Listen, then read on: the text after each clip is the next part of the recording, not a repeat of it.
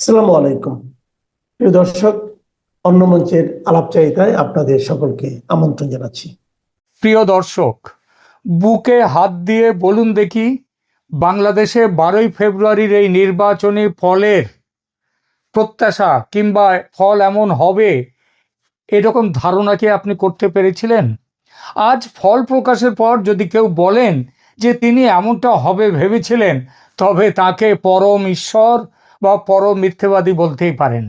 যেখানে 11ই ফেব্রুয়ারি বিকেলেও নির্বাচন আদৌ হবে কিনা অনিশ্চয় ছিল, সেখানে এই ফলাফলের আশা অতি বড় বিএনপি সমর্থক পর্যন্ত স্বপ্নেও ভাবতে পারেননি। বাংলাদেশে বিএনপি রাজনীতির সঙ্গে জড়িত এক অতি পরিচিত জনকে গতকাল সন্ধেবেলায় এই প্রশ্নটি করেছিলাম, আচ্ছা, 2/3 মেজরিটি আপনারা পাবেন এটা ভাবতে পেরেছিলেন? উনি আমার প্রশ্ন শুনে পাল্টা বললেন, মাথা খারাপ আপনার? ভদ্রলোক আগেই বলেছি বিএনপি রাজনীতির ওপর তলায় ভালো যোগাযোগ রাখেন। আমার প্রশ্নের উত্তর দিয়ে তিনি পাঠিয়ে দিলেন তারেক রহমানের তৈরি করা মন্ত্রী পরিষদের একটি বিস্তারিত সম্ভাব্য তালিকা। সেখানে কে কোথায় আছেন সেটা বলবো, তবে এখন নয়, এই ভিডিওর একেবারে শেষে বলবো। তার আগে যে বিষয় নিয়ে কথা শুরু করেছিলাম সেটা বলি। বাংলাদেশে শুধু নয়, ভারতেও কিংবা দেশে বিদেশে কেউ কোথাও ভাবেনি যে বিএনপি এত ভালো ফল করবে। স্বয়ং তারেক রহমান পর্যন্ত ভাবেননি, সেটা ভাবার সম্ভবও ছিল না। সবাই ভেবেছিল বিএনপি জোট এবং জামাত জোটের মধ্যে কড়া টক্কর হবে, যারাই জিতুক কম মার্জিনে জিতবে। এমনও হতে পারে কোনো জোটই অ্যাবসলিউট মেজরিটি বা 151 আসনে নিরঙ্কুশ গরিষ্ঠতা পাবে না। স্বতন্ত্র বা জাতীয় পার্টি এবং অন্য ছোট দলগুলোকে নিয়ে মন্ত্রিসভা গঠন করতে হবে, এটাই সবার ভাবনা ছিল। সেই মন্ত্রিসভা যদি এরকম মিলিজুলি নানা দিক দিয়ে লোকজন নিয়ে তৈরি হতো এবং কোনো রকমে যদি সংখ্যাগরিষ্ঠতা তৈরি করা যেত, সে মন্ত্রিসভা ভঙ্গুর হতো, স্থিতিশীল হতো না। ফলে আরও একটি নির্বাচন আগামী 6 মাসের মধ্যে হওয়া, সেটাও একদম নিশ্চিত ছিল। এবং সেই নির্বাচনে আওয়ামী লীগকে নিষেধাজ্ঞা দিয়ে বাইরে রাখা যাবে না। তারেক রহমানকে দেশে ফিরিয়ে আনার ব্যাপারে ভারতের ভূমিকার কথা বহুল প্রচারিত ইতিমধ্যে। তার সবটাই যে জল্পনা তা কিন্তু নয়, অনেকটাই বাস্তব। তারেক দেশে ফিরেছেন ভারতের সহায়তায়, এবং সেই সহায়তায় সিলমোহর দিয়েছিল আমেরিকা।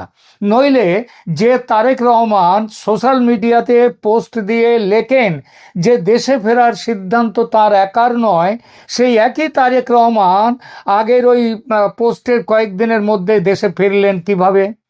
বাংলাদেশের সেনা যেভাবে তাকে দেশের মাটিতে পা রাখার সঙ্গে সঙ্গে চূড়ান্ত নিরাপত্তা বলয় দিয়েছিল, সেসব তো এমনি এমনি হয় না। ভারতের সঙ্গে গোপন সমঝোতার কথা তখনই এসেছিল বাইরে। এই নিয়ে একাধিক এপিসোড আমি করেছি তখন। এই সমঝোতার ফলে বেগম জিয়ার যে দাফন, সেই অনুষ্ঠানে ভারতের পররাষ্ট্রমন্ত্রী তিনি জয়শঙ্কর ঢাকায় এসেছিলেন। তারেকের সঙ্গে তিনি একান্ত বৈঠক করেন, কিন্তু প্রধান উপদেষ্টা মোহাম্মদ ইউনূসকে এড়িয়ে যান। বার্তা একদম পরিষ্কার। কি সমঝোতা হয়েছিল তারেক এবং ভারত সরকারের মধ্যে? তারেকের নিরাপত্তার ব্যবস্থা পাকা করেছিল ভারত। তার ডিটেলস কিভাবে করেছিল সেটা বলার দরকার নেই এখানে। ভারত কথা দেয় বিএনপির নির্বাচনী খরচপত্র দেবে ভারত। নির্বাচনে তারেকের জয় নিশ্চিত করতে যেসব ব্যবস্থা করা সম্ভব সেটা করবে ভারত। ভারতের গোয়েন্দা সংস্থা খুব গোপনে ভারত এই কাজ করেছে। জামাত স্থানীয় স্তরে, মানে বুথ স্তরে পোলিং অফিসার, প্রিজাইডিং অফিসার দিয়ে এদেরকে দিয়ে তুমুল জালিয়াতি করেছে। আর নির্বাচন কমিশনের উপরতলায় যারা আছেন, যাদের দায়িত্ব বুথ থেকে পাওয়া রেজাল্ট শিট ট্যাবুলেশনে নিয়ে আসা, তাদের মোবিলাইজ করা হয়েছে বিএনপির পক্ষে। এটা জামাত ঘুণাক্ষরে আগে ভাগে আঁচ করতে পারেনি, বুঝেছে ফল ঘোষণার পর। আর সেটা বুঝতে পেরেই গতকাল প্রেস কনফারেন্সে এটা নিয়ে শোরগোল তুলেছে, রাস্তায় নামার হুমকি দিয়েছে, হয়তো নামবেও। সেটা খুব যে একটা বড় হবে তা নয়। এখন প্রশ্ন, কি সমঝোতা হয় ভারতের সঙ্গে তারেকের? 1 নম্বর, কোনো পরিস্থিতিতেই জামাতের সঙ্গে কোনো সমঝোতায় যাবে না বিএনপি। এজন্যই জামাত আমিরের বারবার প্রস্তাবিত মিলিজুলি সরকার গঠনের তীব্র বিরোধিতা একেবারে প্রকাশ্যে করেছেন তারেক রহমান, একবার নয় একাধিকবার।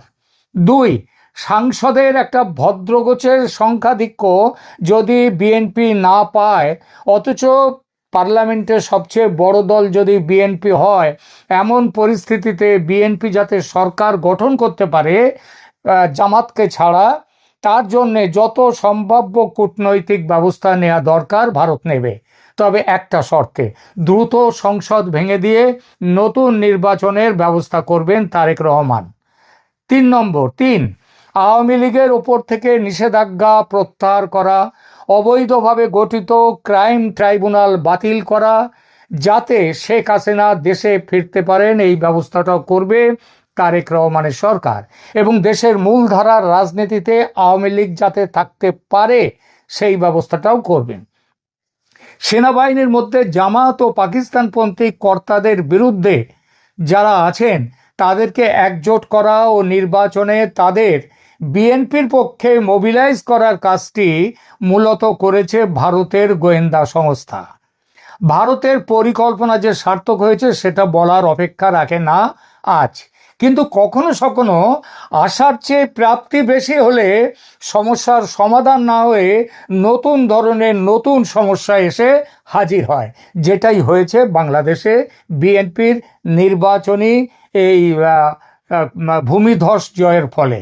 কোনো রকমের সংখ্যাগরিষ্ঠ না হয়ে বিপুলভাবে সংখ্যাগরিষ্ঠ হয়ে গেছে বিএনপি, একেবারে 2/3 গরিষ্ঠতার ওপর আরও অন্তত 12-13 জন সাংসদ তাদের, আর এতেই সব হিসাবের গরমিল।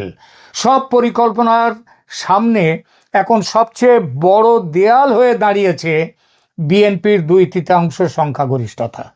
যখন কোনো দল সংসদে এই পরিমাণ ক্ষমতা পায়, তখন তাদের সাংবিধানিক বা রাজনৈতিকভাবে সরানো বা পদত্যাগের অভিপ্রায় জানানো অসম্ভব ও অবাস্তব হয়ে পড়ে। রাজনীতিতে 2+2 সবসময় 4 হয় না। যে সমঝোতা 6 মাসের মেয়াদের কথা বলেছিল, ব্যালট বক্সের ফলাফল সেই হিসাবকে 5 বছরের পূর্ণ মেয়াদে রূপান্তরিত করে দিয়েছে। বিএনপির এই বিপুল বিজয় শুধু আওয়ামী লীগ বা জামাত নয়, বরং পর্দার আড়ালের যারা স্ক্রিপ্ট রাইটার ছিল, যে পরাশক্তিরা, তাদের কাছেও এখন একটা চ্যালেঞ্জ হয়ে গেছে। এখন প্রশ্ন হলো, তারেক রহমান কি তার কথিত প্রতিশ্রুতি রক্ষা করবেন, নাকি বিপুল জনমতকে ঢাল হিসেবে ব্যবহার করে তিনি 5 বছর পূর্ণ রাজত্ব করবেন? বাংলাদেশের রাজনীতি এখন আর শুধু অভ্যন্তরীণ বিষয় নয়, এটা আঞ্চলিক নিরাপত্তার সমীকরণে আটকা পড়েছে। তবে মাঠের বাস্তবতা হলো, গণতন্ত্রের সংখ্যার জোরই শেষ কথা, আর সেই জোর এখন সম্পূর্ণভাবে বিএনপির হাতে।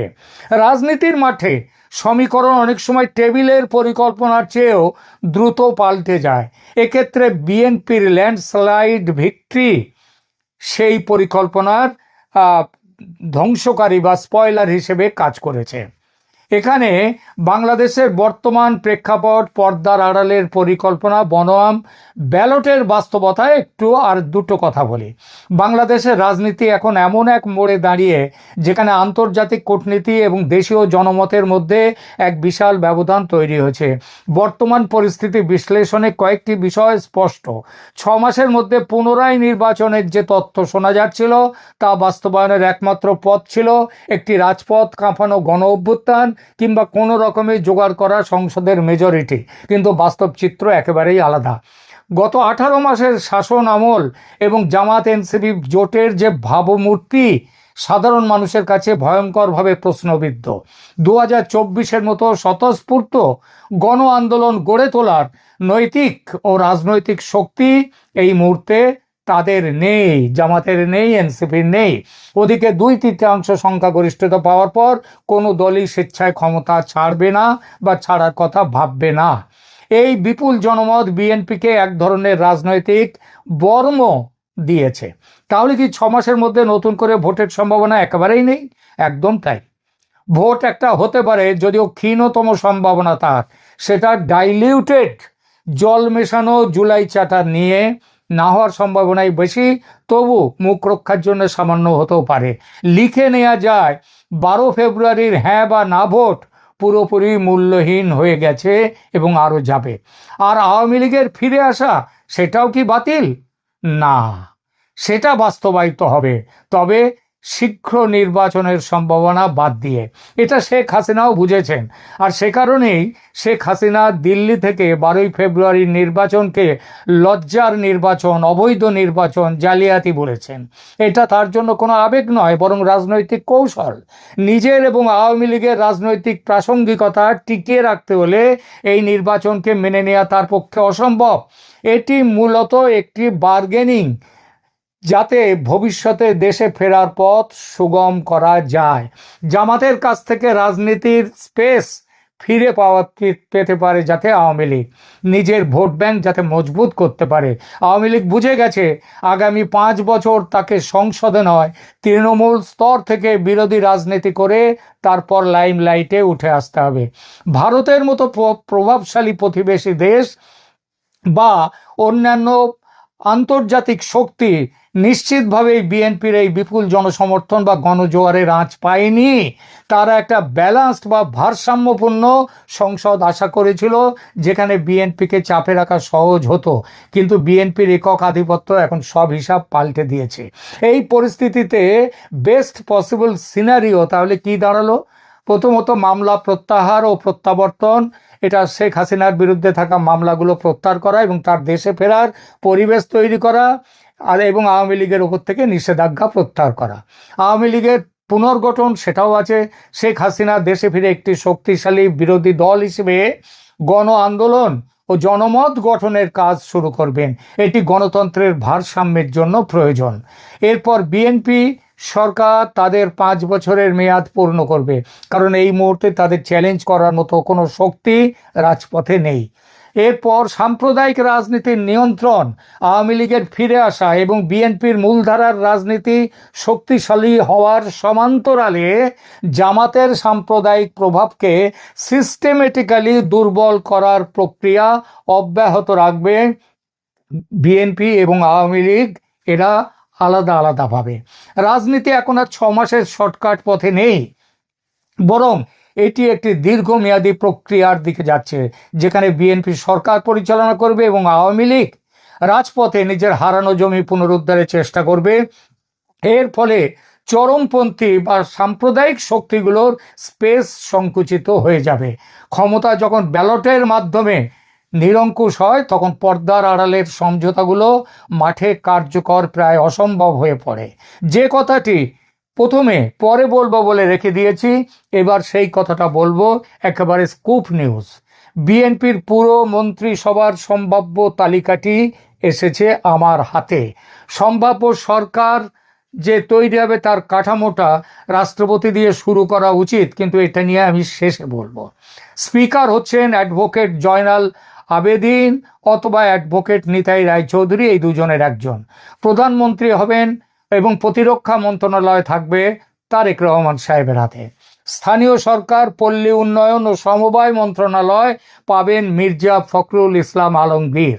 স্বরাষ্ট্র মন্ত্রণালয়, তার মন্ত্রী হবেন সালাউদ্দিন আহমেদ। এই বিভাগের প্রতিমন্ত্রী হবেন শহীদ উদ্দিন চৌধুরী অ্যানি। পররাষ্ট্র মন্ত্রণালয়, তার পূর্ণমন্ত্রী হবেন আমির খসরু মাহমুদ চৌধুরী। প্রতিমন্ত্রী হবেন ডক্টর হুমায়ুন কবির। অর্থ মন্ত্রণালয়ের দায়িত্বে আসবেন ডক্টর রেজা কিবরিয়া। শিক্ষা মন্ত্রণালয়ের দায়িত্বে আসবেন আ.ন.ম আহসানুল হক মিলন। প্রতিমন্ত্রী সাইদ আল নোমান। আইন, বিচার ও সংসদ বিষয়ক মন্ত্রণালয় মোহাম্মদ আসাদুজ্জামান, যিনি সাবেক অ্যাটর্নি জেনারেল। এই ব্যাপারে অনেকে যে আসিফ নজরুলের নাম করছেন নাকি কেউ কেউ, কিন্তু সেটা একেবারেই গুজব। এরপরে হচ্ছে তথ্য সম্প্রচার মন্ত্রণালয়। এই বিভাগের মন্ত্রী হবেন ব্যারিস্টার আন্দালিব রহমান পার্থ। প্রতিমন্ত্রী ডক্টর মাহাদি আমিন। পরিকল্পনা মন্ত্রণালয় ডক্টর আব্দুল মঈন খান। বাণিজ্য মন্ত্রণালয় আব্দুল মুক্তাদির। শিল্প মন্ত্রণালয় আব্দুল আওয়াল মিন্টু। নৌ পরিবহন মন্ত্রণালয় মেজর অবসরপ্রাপ্ত হাফিজ উদ্দিন আহমেদ। শ্রম ও কর্মসংস্থান মন্ত্রণালয় নজরুল ইসলাম খান, পানি সম্পদ মন্ত্রণালয় আসাদুল হাবিব দুলু, মুক্তিযুদ্ধ বিষয়ক মন্ত্রণালয় ফজলুর রহমান, সড়ক পরিবহন ও সেতু মন্ত্রণালয় আমান উল্লাহ আমান, সংস্কৃতি বিষয়ক মন্ত্রণালয় জোনায়েদ সাকি, স্বাস্থ্য ও পরিবার কল্যাণ মন্ত্রণালয় ডাক্তার AZM জাহিদ হোসেন, যুব ক্রীড়া মন্ত্রণালয় আলী আসগর লবি, ধর্ম বিষয়ক মন্ত্রণালয় শামীম কায়সার লিঙ্কন, বেসামরিক বিমান পরিবহন ও পর্যটন মন্ত্রণালয় এয়ার ভাইস মার্শাল অবসরপ্রাপ্ত আলতাফ হোসেন চৌধুরী, বিদ্যুৎ জ্বালানি ও খনিজ সম্পদ মন্ত্রণালয় ইকবাল হাসান মাহমুদ টুকু, কৃষি মন্ত্রণালয় শামসুজ্জামান দুদু, গৃহায়ন ও গণপূর্ত মন্ত্রণালয় মির্জা আব্বাস, ডাক টেলিযোগাযোগ ও তথ্য প্রযুক্তি মন্ত্রণালয় নুরুল হক নূর, রেলপথ মন্ত্রণালয় গয়েশ্বর চন্দ্র রায়, জনপ্রশাসন মন্ত্রণালয় ডক্টর ইসমাইল জাবিউল্লাহ, সমাজ কল্যাণ মন্ত্রণালয় রুহুল কবির রিজভী, পার্বত্য চট্টগ্রাম বিষয়ক মন্ত্রণালয় দীপেন দেওয়ান। শেষে আর একটি কথা বলে শেষ করব, সেটা হচ্ছে কেউ কেউ বলছেন যে বাংলাদেশের তারেক রহমানের শপথ গ্রহণ অনুষ্ঠানে নরেন্দ্র মোদী ভারতের প্রধানমন্ত্রী তিনি নাকি যাবেন বাংলাদেশ। এই বিষয়ে এখনো অবধি সরকার থেকে কোনো রকম সিদ্ধান্ত হয়নি, কে যাবেন কে যাবেন না সেই ব্যাপারে কোনো সিদ্ধান্ত হয়নি। শুধু একটাই কথা যে ডক্টর হুমায়ুন কবির যিনি প্রতিমন্ত্রী আছেন, হুমায়ুন কবির তিনি প্রতিমন্ত্রী পররাষ্ট্র দপ্তরের, তিনি একটি বলেছেন যে ভারতের প্রধানমন্ত্রীকে আসার জন্য আমন্ত্রণ করা হবে শপথ গ্রহণ অনুষ্ঠানে, কিন্তু তিনি যাবেন কিনা এর এখনো কোনো রকম কিন্তু এই ব্যাপারে ঠিক হয়নি। ভারত অবশ্যই বাংলাদেশের সাথে সম্পর্কের উন্নতি করতে চায়, কিন্তু তার জন্যে যে এই মুহূর্তে নরেন্দ্র মোদীকে ছুটতে হবে শপথ গ্রহণ অনুষ্ঠানে, যদিও নরেন্দ্র মোদীর 2024 সালের শপথ গ্রহণ অনুষ্ঠানে সেখানে বাংলাদেশের প্রধানমন্ত্রী তৎকালীন প্রধানমন্ত্রী শেখ হাসিনা তিনি কিন্তু উপস্থিত হয়েছিলেন, কিন্তু নরেন্দ্র মোদী এখন বাংলাদেশে যেতেই পারেন, কিন্তু এই ব্যাপারে কোনো রকম সিদ্ধান্ত এখন অবধি হয়নি। এটাই হচ্ছে বলার। গণভোটের নামে যে মহড়া চলছে তার পেছনে একটাই চরম সত্য, ডক্টর মোহাম্মদ ইউনূস ক্ষমতা ছাড়তে রাজি নন। আসল লক্ষ্য তার বঙ্গভবন, রাষ্ট্রপতির চেয়ার, যেখানে বসে তিনি একচ্ছত্র আধিপত্য বিস্তার করবেন বিশ্বব্যাংক, IMF, হিলারির ছায়াতলে। তথাকথিত জুলাই জাতীয় সনদের 7ম অনুচ্ছেদে 180 কার্যদিবসের কথা বলা হলেও সেটি কাগজেই সীমিত। বাস্তবে এই সময়টাকে ব্যবহার করা হবে সংবিধানকে এমনভাবে খোল নলচে বদলাতে যেন পরবর্তী কোনো নির্বাচনেই তার পদত্যাগ বাধ্যতামূলক না হয়। কার পদত্যাগ? ডক্টর ইউনূসের। সংসদের দ্বৈত ভূমিকার ফর্মুলা তৈরি করা হয়েছে কেবল ইউনূসকে প্রধান নির্বাহী থেকে রাষ্ট্রপতি হিসেবে উত্তরণের সিঁড়ি হিসাবে।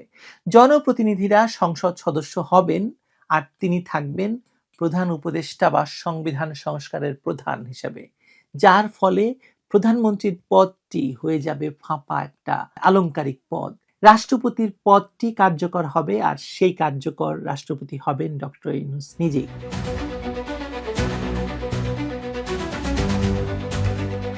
ডক্টর ইউনূসের এরকম পরিকল্পনা নতুন নয়। 2007-8 সালের তত্ত্বাবধায়ক সরকারের সময় তিনি খালেদা জিয়াকে 3টি শর্ত দিয়েছিলেন: জামায়াতকে বিচ্ছিন্ন করা, সিনিয়র নেতাদের ফিরিয়ে আনা এবং তাকে রাষ্ট্রপতি করা। খালেদা জিয়া মৌন সম্মতি দিয়েছিলেন, কিন্তু তখন সেনা সমর্থিত সরকারের ভেতর টানাপোড়েন হওয়ায় সেটি আটকে যায়। এখন সেই অসমাপ্ত খেলা শেষ করার সময় এসেছে বলে ডক্টর ইউনূস মনে করছেন। অন্তর্বর্তী সরকারের মাথায় বসে তিনি প্রথমে গণভোটকে হ্যাঁ ভোটে রূপান্তর করবেন, এরপর সংসদকে গণপরিষদ বানিয়ে সংবিধানে 142 অনুচ্ছেদের মাধ্যমে জরুরি ক্ষমতা নিয়ে রাষ্ট্রপতির হাতে নির্বাহী ক্ষমতা কেন্দ্রীভূত করবেন। হিলারি ক্লিন্টনের নির্বাচনী তহবিলে 20 কোটি টাকা দান করা কেবল ব্যক্তিগত উদারতা নয় ডক্টর ইউনূসের, বরং এটি একটি বিনিয়োগ।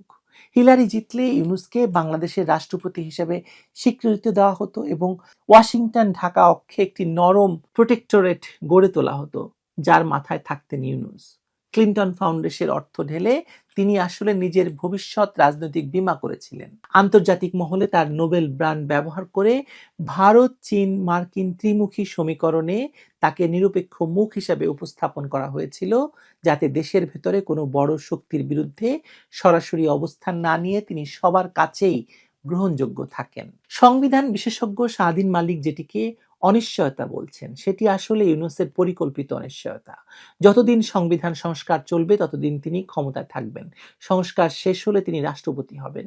এই দুই ধাপের মাঝে কোনো ফাঁকা সময় নেই, আছে কেবল একটি সিল্কের পর্দা, behind which the real crown is waiting. কারণ মানুষ ভাবছে 6 মাসের কথা, কিন্তু ইউনূস ভাবছেন 6 দশকের কথা। একটি এমন ব্যবস্থা যেখানে তিনি জীবনকালের রাষ্ট্রপতি বা লাইফ লং রাষ্ট্রপতি হিসেবে থাকবেন। মৃত্যুর পরও তার তৈরি সাংবিধানিক কাঠামোটি দেশকে নিয়ন্ত্রণ করবে। তাই গণভোটের হ্যাঁ না নিয়ে তর্ক নয়, প্রকৃত প্রশ্ন হলো আমরা কি একটি নতুন ইউনূস সাম্রাজ্য গড়ে তুলতে দিচ্ছি, যেখানে দারিদ্র্যের পুঁজি করে বা দারিদ্র্যকে পুঁজি করে কেউ চিরস্থায়ী রাষ্ট্রপতি হওয়ার স্বপ্ন দেখছে। যদি না ভোট জয়ী হয় তবে ইউনূসের পরিকল্পনা আটকে যাবে না, বরং তিনি আরো গভীরভাবে আন্তর্জাতিক চাপ সৃষ্টি করবেন যে জনগণ গণতন্ত্রের শত্রু হয়ে গেছে। ফলে 6 মাস নয়, তার লক্ষ্য বঙ্গভবন। সেটি অর্জন না হওয়া পর্যন্ত তিনি পিছু হটবেন না, কারণ পেছনে আছে হিলারির চেকবুক, ভারতের হয়তো নরম সমর্থন, চীনের অর্থনৈতিক স্বার্থ আর ট্রাম্পের ব্যবসা। এই যে শক্তিগুলো, এই শক্তি বলয়ে তিনি নিজেকে অপরিহার্য মনে করছেন। জনগণের একমাত্র রক্ষা হলো সতর্ক থাকা। জনগণের স্বপ্ন হওয়া উচিত একটি নির্বাচিত, জবাবদিহিমূলক, পরিবর্তনযোগ্য রাষ্ট্র ব্যবস্থা, যেখানে কেউ আন্তর্জাতিক খ্যাতি, বিভিন্ন মাঠের খেলোয়াড় হিসেবে মসনদে চিরকাল বসে থাকার স্বপ্নকে বাস্তবায়িত করতে না পারেন। আন্তর্জাতিক রাজনীতির নিরীক্ষে যদি ইউনূসকে দেখেন, তাহলে তিনি পশ্চিমের একটি পছন্দের পুতুল। 1971-এ যখন আমেরিকা পাকিস্তানের পক্ষ নিয়েছিল, তখন থেকে বাংলাদেশে পশ্চিম নিয়ন্ত্রণ প্রতিষ্ঠার চেষ্টা করেছে এবং সবচেয়ে বড় বাধা হয়ে দাঁড়িয়েছে আওয়ামী লীগ, শেখ হাসিনা। ইউনূস ক্ষমতা দখল করেছে। ইউনূস সেই ধারাবাহিকতার, মানে যে 1971 সালের কথা বললাম, সেই ধারাবাহিকতার একটি আধুনিক সংস্করণ। তার মাধ্যমে পশ্চিমা শক্তিগুলো বাংলাদেশে তাদের প্রভাব বজায় রাখতে পারে। অন্তর্বর্তী ক্ষমতায় থাকার সময়ে নির্বাচনের ব্যবস্থা করা, সেই নির্বাচনের সুবিধাজনক পরিস্থিতি নিশ্চিত করা এবং তারপরে নির্বাচিত সংসদ থেকে রাষ্ট্রপতি হিসেবে আবির্ভূত হওয়া, এটি তার টানেল ভিশনের একদম শেষে প্রথিত আছে। এটি শুধু 6 মাস বা 1 বছরের লক্ষ্য নয়, একটি দীর্ঘমেয়াদী কৌশল যা বাংলাদেশের রাজনৈতিক ভবিষ্যৎকে নতুন আকার দেবে। বাংলাদেশের রাজনৈতিক মঞ্চে ডক্টর মোহাম্মদ ইউনূসের উপস্থিতি শুধুমাত্র একজন অন্তর্বর্তী প্রশাসকের নয়, আমি কথা বারবার বলেছি, বরং তিনি এমন একজন, মানে যিনি এই মুহূর্তে তারেক রহমান কিংবা জামায়াতের আমির শফিকুর রহমান বা অন্য যে কোনো রাজনীতিবিদের তুলনায় ইউনূস অনেক বেশি কৌশলী, ধূর্ত এবং আন্তর্জাতিকভাবে যোগাযোগ রক্ষাকারী ব্যক্তি। কেবলমাত্র শেখ হাসিনাকে তিনি বাগে আনতে পারছেন না, চেষ্টা করে যাচ্ছেন। 2024-এর আগস্টে শেখ হাসিনাকে খুন করতে গিয়ে ব্যর্থ হওয়ায় এখনো ডক্টর ইউনূস তার রাজনৈতিক কৌশল পুরোপুরি বাস্তবায়ন করতে পারেননি। না হলে এতদিন তিনি সেটাও করে ফেলতেন যদি খুন করতে পারতেন। একটি কথিত জাতীয় সরকার গঠন করে সব দলকে দিয়ে সরকার বানিয়ে তিনি তার প্রধান হয়ে বসে যেতেন। অনেকেই বলতে শুরু করেছেন যে 12ই ফেব্রুয়ারির নির্বাচনে সেটাই ঘটতে চলেছে। জামায়াত, বিএনপি, এনসিপি সহ বাকিদেরকে নিয়ে একটি জাতীয় সরকার এবং ইউনূস রাষ্ট্রপতি, বঙ্গভবন। তারপর বাংলাদেশকে নিয়ে তার সওদাগরি খেলা শুরু করবেন তিনি। ইউনূসের প্রকৃত উদ্দেশ্য মাত্র 6 মাস ক্ষমতা ধরে রাখা নয়, বরং দীর্ঘমেয়াদী রাজনৈতিক প্রভাব প্রতিষ্ঠা করা এবং নিজেকে দেশের সর্বোচ্চ সাংবিধানিক পদে নিয়ে যাওয়া। এই লক্ষ্য অর্জনের জন্য তিনি যে কৌশল অবলম্বন করেছেন তা অত্যন্ত পরিকল্পিত, বহুস্তরীয়, ভয়ঙ্কর এবং আমরা তার খুব কাছাকাছি এসে পৌঁছে গেছি। নির্বাচনের নামে তিনি যে প্রহসনটি করতে যাচ্ছেন তার একমাত্র উদ্দেশ্য তার দীর্ঘকালীন ক্ষমতা বজায় রাখা এবং বাংলাদেশকে নিয়ে ছিনিমিনি খেলা। এটা হতে দিয়েন না। ভালো থাকবেন।